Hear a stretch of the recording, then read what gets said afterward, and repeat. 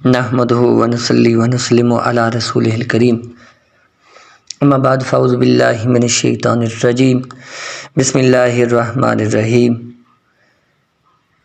سورہ مائدہ کا تعارف۔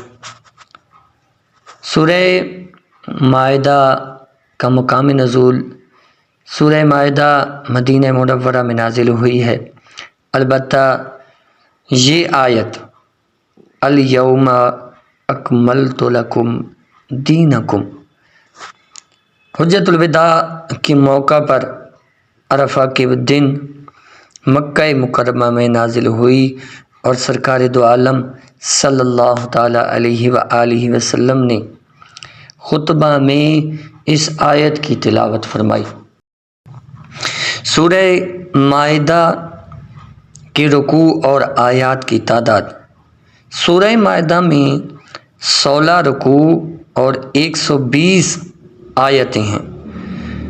سورہ مائدہ کا نام مائدہ رکھے جانے کی وجہ، عربی میں دسترخوان کو مائدہ کہتے ہیں، اور اس سورت کی آیت نمبر 112 تا 115 میں یہ واقعہ مذکور ہے کہ حضرت عیسیٰ علیہ السلام کے حواریوں نے حضرت عیسیٰ علیہ السلام سے آسمان سے مائدہ یعنی کھانے کے ایک دسترخوان کے نزول کا مطالبہ کیا، اور حضرت عیسیٰ علیہ السلام نے اللہ تعالیٰ سے مائدہ کے نازل ہونے کی دعا کی۔ اس واقعہ کی مناسبت سے اس سورت کا نام سورہ مائدہ رکھا گیا۔ سورہ مائدہ کے فضائل۔ نمبر 1، اس سورت کی ایک آیت مبارکہ کے بارے میں حضرت عمر فاروق رضی اللہ تعالی عنہ سے مروی ہے کہ ایک یہودی نے ان سے کہا، اے امیر المومنین رضی اللہ تعالی عنہ، آپ اپنی کتاب میں ایک آیت کی تلاوت کرتے ہیں، اگر وہ آیت ہم یہودیوں کے گروہ پر نازل ہوئی ہوتی تو جس دن یہ نازل ہوتی ہم اس دن کو عید مناتے۔ حضرت عمر فاروق رضی اللہ تعالیٰ عنہ نے فرمایا، وہ کون سی آیت ہے؟ اس یہودی نے عرض کی، وہ آیت یہ ہے، الیوم اکملت لکم دینکم۔ ترجمہ کنز العرفان۔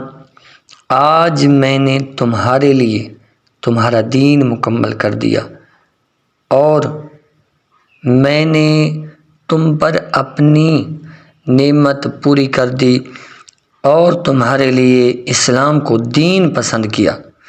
حضرت عمر فاروق رضی اللہ تعالیٰ عنہ نے فرمایا، ہم اس دن اور اس جگہ کو بھی جانتے ہیں جس میں نبی کریم صلی اللہ تعالیٰ علیہ وآلہ وسلم پر یہ آیہ مبارکہ نازل ہوئی۔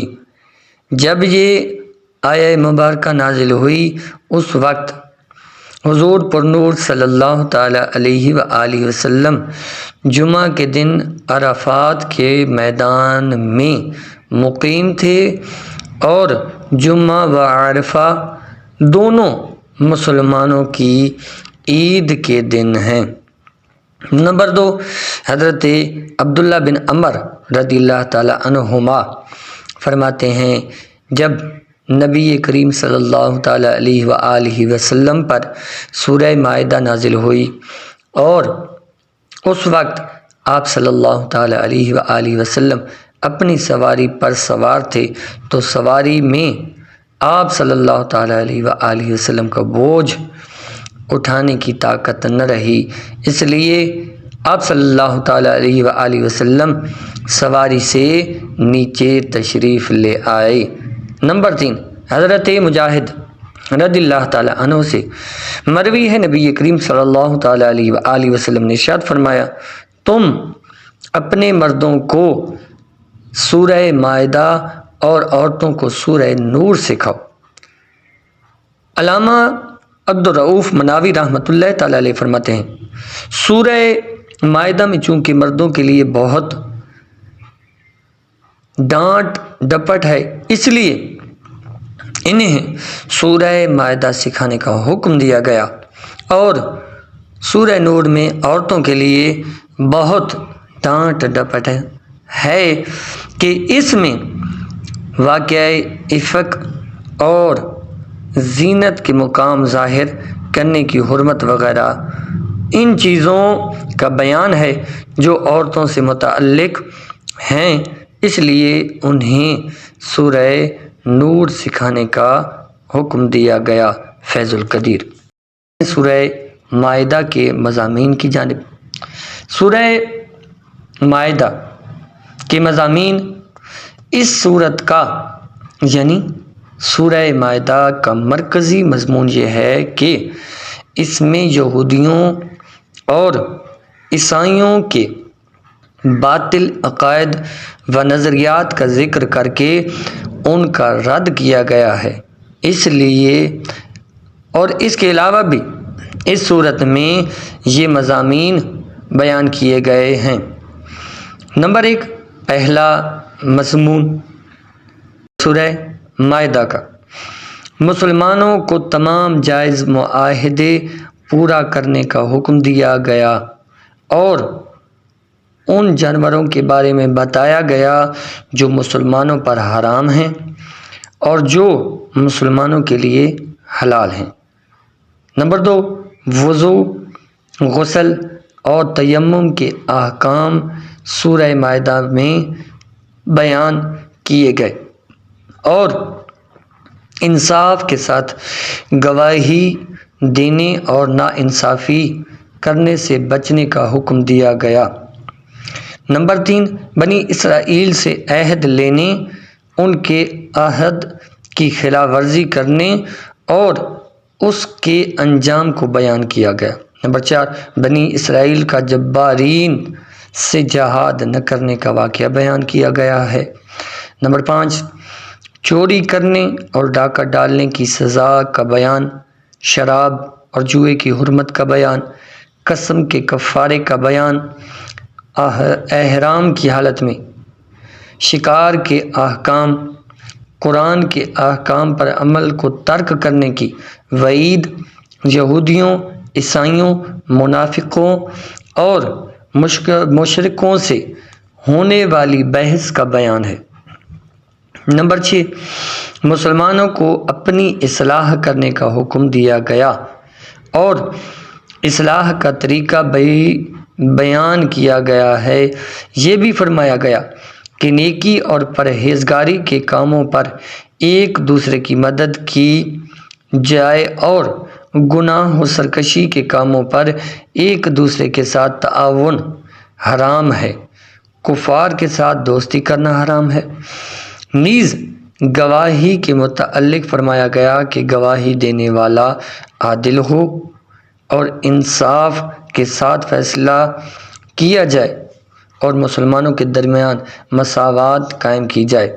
نمبر 7، اللہ تعالیٰ کا دین ایک ہی ہے اگرچہ انبیاء کرام علیہم السلام کی شریعت اور ان کے طریقے مختلف تھے۔ نمبر 8، نبی کریم صلی اللہ تعالیٰ علیہ وآلہ وسلم کی نبوت مخلوق کو عام ہے اور آپ صلی اللہ تعالیٰ علیہ وآلہ وسلم کو عام تبلیغ کرنے کا حکم دیا گیا۔ نمبر 9، عبرت اور نصیحت کے لیے اس صورت میں یہ 3 واقعات بھی بیان کیے گئے ہیں۔ نمبر 1، حضرت موسیٰ علیہ السلام اور بنی اسرائیل کا واقعہ۔ نمبر 2، حضرت آدم علیہ السلام کے 2 بیٹوں قابیل اور حابیل کا واقعہ۔ نمبر 3، حضرت عیسیٰ علیہ السلام کے معجزے، کھانے کے دسترخوان کے نازل ہونے کا واقعہ بیان کیا گیا۔ سورہ نساء کے ساتھ مناسبت سورہ مائدہ کی۔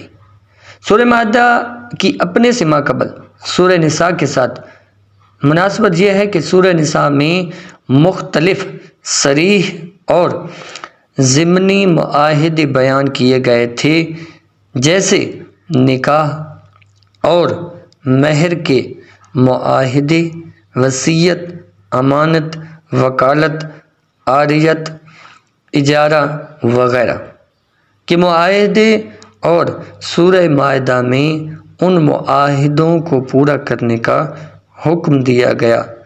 یہ تھی سورہ مائدہ کا تعارف، مضامین اور اپنی سے ماقبل سورہ نساء کے ساتھ مناسبت۔ دعا ہے اللہ پاک ہمیں عمل کی توفیق عطا فرمائے، قرآن پاک کو سمجھنے کی توفیق عطا فرمائے، زیادہ سے زیادہ قرآن پاک کی تلاوت کرنے کی توفیق عطا فرمائے، گناہوں سے بچے رہنے کی توفیق، ہمت اور طاقت عطا کرے۔ دعا ہے اللہ پاک پریشان حالوں کی پریشانیاں دور کرے۔ دعا ہے اللہ پاک بے اولادوں کو اولاد نرینہ عطا کرے۔